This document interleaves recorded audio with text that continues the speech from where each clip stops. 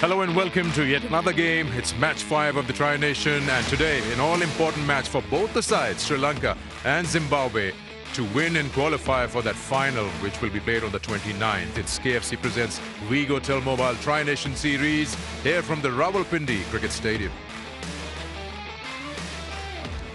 A quick look at the number of games, 7 in total for these Tri-Nation matches, and we are at match 5. Sri Lanka versus Zimbabwe, an all-important game. It will be an absolute decider where these two teams are heading. Quick look at the points table. You see Pakistan have already made it. Zimbabwe and Sri Lanka, we've got, well, 1 game for Zimbabwe, 2 for Sri Lanka in this series. Let's see what they can get out of this. Hello and welcome to the pitch side, and we are going to talk about match 5. As I've been saying, it's an important game for both the sides. What can they do differently today to get those 2 points, especially Sri Lanka? Are they feeling more pressure because they're the side with a reputation and they'll have to play for that because you expect them to perform as to what they're known for? I've got Arslan Ash and Pami Mbangwa alongside me. Good evening, gentlemen. I'll start with you, Russ. An evening where Sri Lanka needs to prove a little more than what they have managed up till now in the Tri-Nation. A lot more, Sikandar, because I really don't know how to feel about being in this situation. It's a game which is so important. Having to crash out at this stage, it will be unacceptable for the Sri Lankans. The type of cricket they've been playing, they've just not been at the races. Hence, picking themselves up. Each individual has to be special. It's not going to be a tactical game. Individuals have to win this game. So basically at the top of the order, turn it around. Pami, Zimbabwe knows that they've got them out for 95, but they can't just take it easy because they know the opposition will come hard at them. How do you see them going out tonight? Yeah, at no point, good evening to both of you, first of all, and to everybody out there. At no point can you take it easy at all. I think for Zimbabwe, it's about processes for each player as they turn up, and you can go through the experienced players and those who are coming back. I'm thinking of Brendan Taylor, Graham Creamer, making sure that they're getting accustomed to the level. But new day, new opportunities, and this pressure is something that you cannot simulate when you practice and you try and get ready for tournaments. So I think it's got to be embraced, and you've got to test yourself in the situation. If they can come through this with so much riding on the game, I think it'll do them a great deal of good going forward in terms of the building blocks that they're trying to put together. Well, similar situations for the two sides, and we talk about their batting, depending on their top two, both Sri Lanka and Zimbabwe, and then down the order, Lianage and Ryan Burl. They need something from that middle order to get to a respectable total. Now let's find out what the captains decide if they win the toss. It's going to be crucial what they choose to do. We've got Bazid Khan and the two captains out in the middle. As the temperature continues to drop here in Rawalpindi, two sides will be looking to turn the heat up. It is Zimbabwe versus Sri Lanka in the 5th match of the Tri-Series. Got the two captains ready. Home captain tonight for Sri Lanka, Dasun Shanaka. Zimbabwean captain Sikandar Raza and Rion King to overlook proceedings. You got the coin? Tails. Tails called. Tails it is. Just before the toss, team was giving a bit of stick for getting it right. What are you going to do and why? Yeah, we're going to have a bat first. Look, the temperatures are playing a huge role as well, and I think the temperature keeps on dropping, and looking at the wicket as well. If there is a hint of dew as well, I think it's going to get tackier. So the best chance to score is probably batting first, so that's why we've gone with batting first today. One of the games you won is batting first, albeit it was on a different surface. This game, this surface was used in the first game. You also got runs on the board. You said it's a better surface. What are you looking at in terms of target? Yeah, suddenly it looks like a better surface. I thought that day was slightly tackier at the start, and we didn't adjust. That's why we only got to 160 odd, but I think this looks suddenly more like a Pindi wicket as well. But the conditions, you cannot really fight them. So I think this could be a high-scoring game as well, and any team that plays well should be able to chase it or defend it. You said there would be a little bit of regrouping after that loss against Pakistan. What are the conversations and what do you make out of the improvements you're looking at? Yeah, certainly the loss hurted us, but I just reminded the boys that do not take the shine of the first 2 games, how well we've gone about our business. It's the mind plays tricks on you, and you can be caught in that game that we have lost. Rather remind yourself the good things we have done rather than be stuck up on this game. Learn the lessons from this game and try and remember all the good things from the first 2 games as well, and try and merge those two, and hopefully we can come up with a better result today. And what's the team looking like for tonight? Yeah, we only got 1 change. We got Dion Myers coming in for Tony Manyunga. All right then, Sikandar, have a good one. Thank you, Rish. Thank you. Dasan, you're bowling first. So how does that go according to your game plan? See, if I won the toss, I could have anyway bowled first. So we're playing with 7 batsmen today. So yeah. In terms of your the way the tournament has gone, it hasn't really been proper for you in all 3 departments. What are the particular areas you're looking to brush up in a must-win game today for you? Of course, all 3 areas, as Rasa mentioned. So it looks like a normal Pindi wicket. So it must be high scoring. So and we know the mistakes we done throughout the tournament. So hopefully we'll go a good game tonight. And what's the 11 for then tonight? 2 changes: Viyaskant out and Kamindu out. Pawan Ratnayaka making his debut and Mahesh Theekshana back. All right then, Dasan, have a good one. Thank you. Right then, the news from the centre is that Zimbabwe have won the toss and will have a bat first. Now, batting first on this surface, remember, is the first surface only used once in this tri-series. It's Pakistan, Zimbabwe. And I've got the local guru next to me, Bazit Khan. You've had a good look. What do you make of this one? Yeah, that game was a pitch where the ball didn't really come onto the bat. It was difficult to bat up front, and even throughout the game, it wasn't a pitch where the ball came on. I think more of the same, slightly better prepared, slightly rolled more, so maybe a little more stroke play. Batting first, you set the total. It's been a theme here. Normally, in Pindi, you win the toss and bowl first because the pitch is so good. This is slightly different on the opposite end. Now, a couple of things there. Now, the element that really comes into play is, will there be dew formation? It's been hit and miss. If there's a little bit of dew, then it almost slickens up the pitch and it helps the fast bowlers. If there's more dew, then obviously it goes to the other side. But I think so far we've not seen, apart from one game, that dew's really affected the bowling side as such. But you being a numbers girl, you know how numbers work. At what temperature does dew form? Well, he's thrown a science question me at a cricket game. I'm going to go ahead with that, leave that one, come back straight to you with my googly to you. Typical batting surface, maybe not. What are you looking for in terms of Zimbabwe getting runs on the board? You want to build, you can't sort of go into thinking, okay, 180. You've got to think 150, 160. If you really get going, then go to 180, because you've got to give yourself a little bit time, especially in those middle overs. Once the spinners come on, the ball really stops in the surface. All right, then you've heard from Bazit. Assess, but then try and get big runs for Zimbabwe. All right, so now we know that Zimbabwe have decided to bat first. I'll straight go to Pommy, and quick one from you. You think the decisions these days from captains is more condition dependent or more based on the strength of their teams? I think if conditions force you, you heard Sikandar Raza there say you don't want to be fighting the conditions. I think each of the teams as they've turned up here have kind of felt that they want to chase scores, because generally in 2020 cricket, that's how you go. But as the games have gone along, actually it is better to try and put a score on the board, because later on you might have that difficulty starting. It might be a bit tougher because you have runs on the board and you dictate the way that they should play, and it then kind of plays in your favor. But I think it essentially is a question of trying to read the conditions correctly, and the difficulty of that sometimes is why the decision happens. Quick one from you. I mean, I know, yes, Darshan Chanaka was on the receiving end at the toss, but happy with chasing? You don't want to... In this situation, Sikandar, for me, it's a good toss to lose, because Sri Lankan heads are muddled.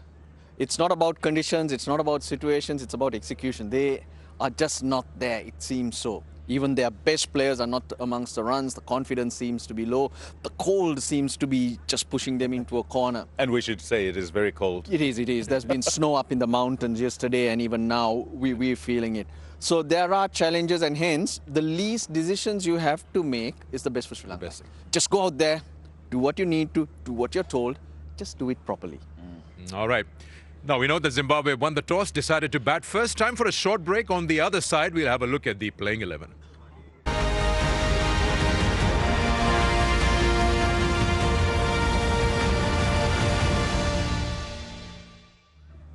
Welcome back to Pitch Side, talking about Match 5, Sri Lanka versus Zimbabwe.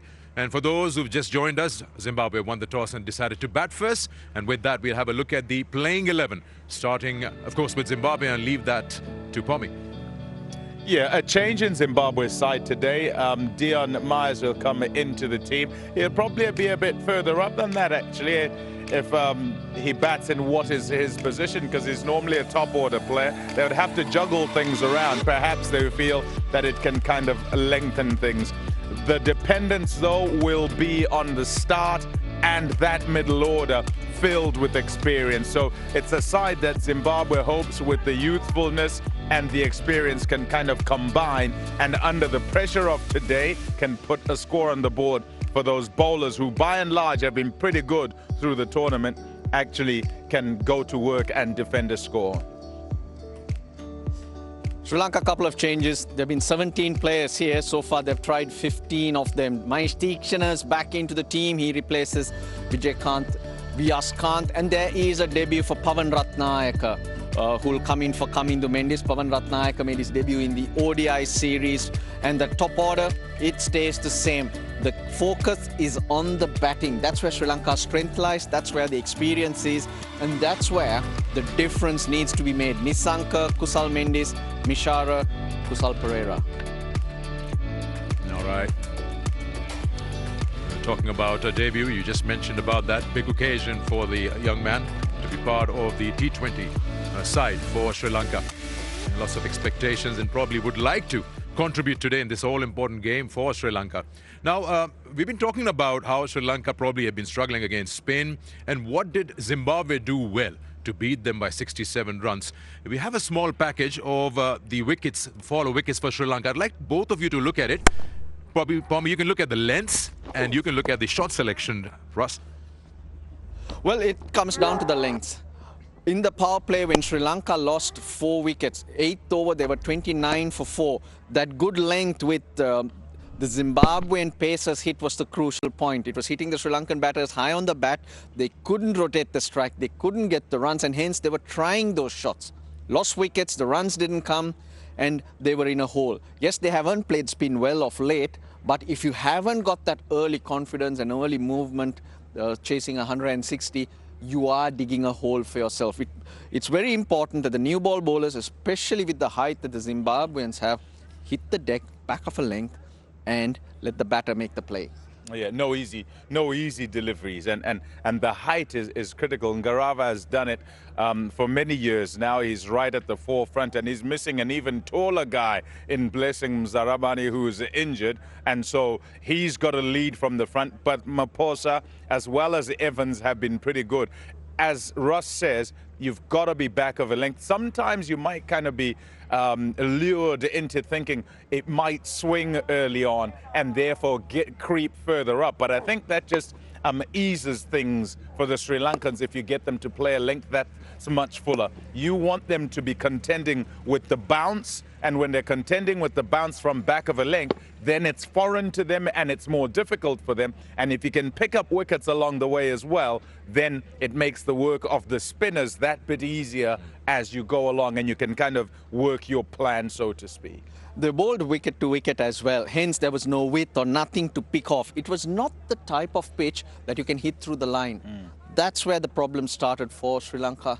And you can lose wickets in the power play, but then you got to get yourself to 55, 60 for 3. Then you're moving. But at 29 for 4, you're dead beat. Let's have a quick chat about the batting sides for both of them, starting with Zimbabwe. Now, you mentioned Dion Myers. Now, that's a bit of a dilemma they have with Bennett, Marumani, Taylor, and Raza. Now, does Raza push himself down? We know that he's been in form. Where does Myers go? I think essentially, and we spoke about this number in batting and where does who bat. It's not as difficult as that. Essentially, what you've got to decide is who opens your batting, and the two of them walk out there, and they've got to do a certain job, which is to maximize the power play. And who comes in next is about whether you're still in the power play or you're out of the power play. So it's situational, essentially. The guys you want to play the middle of the game are the guys who are best at playing against the spin and can find singles and can bed in some sort of a foundation that then allows for those who bat at the back end. Of course, you want some to carry on to then launch at the end. So it's got to be situational, and roles have to be assigned, and they go in with the flexibility of numbers and so forth when it is their time to bat, and they can play that role. The options come your way if the openers do their job. Yeah. And for Zimbabwe, these two have done really, really well. Two different types of players. I think Bennett is the key. He is not very strong all over, but he knows his game. He likes that offside, he sets himself up, and he'll play to his strength. Whereas Marumani, I think, has got more shots, but still not enough clarity in his head. Because he plays a lots of shots, but doesn't get the runs as he should for the number of shots he plays. So once he figures out himself out, Just I some think control. I think some control required. There'll be a good combination, and then you can do whatever you want with this middle order you're talking about. Move them, use them wherever you want. So that brings the question, if you come to Sri Lanka side, you know, Pathum Nissanka has been firing all cylinders throughout 25, hasn't really arrived here yet. And Mendes has been run out twice, so that start that you're looking for in that power play is not happening, and thus the pressure on the middle order.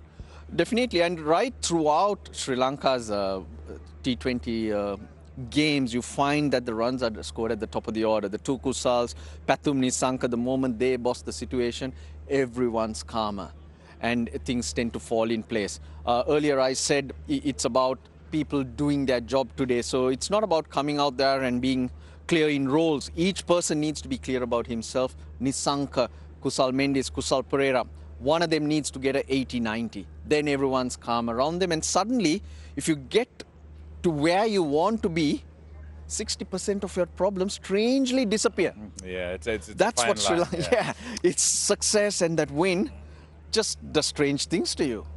Last minute on the show. Now, what do you reckon? That game between Pakistan and Zimbabwe, the starting game was on that pitch. As a side batting first, you're going to need to keep something from that game, how it played, and then what kind of score you feel will be able to defend. No, I don't think so. I think each time you come out, yes, you've got these historical facts that are told to you, but you've got to assess on the day. And you will know within sort of an over or two, an over from seamers, an over from spinners, what's going on the surface. And also sometimes it's about how a batter feels and how he's going. So the game will dictate in terms of conditions, just don't fight them. Different day, different game, Sikandar. Okay, it's a different game, it's a different day. But we hope, I'm pretty sure that they'll be looking at something in the excess of 150 plus at least. Anyhow, hope you've enjoyed our start to this match 5, and we're now getting into live action very, very soon. Do enjoy it.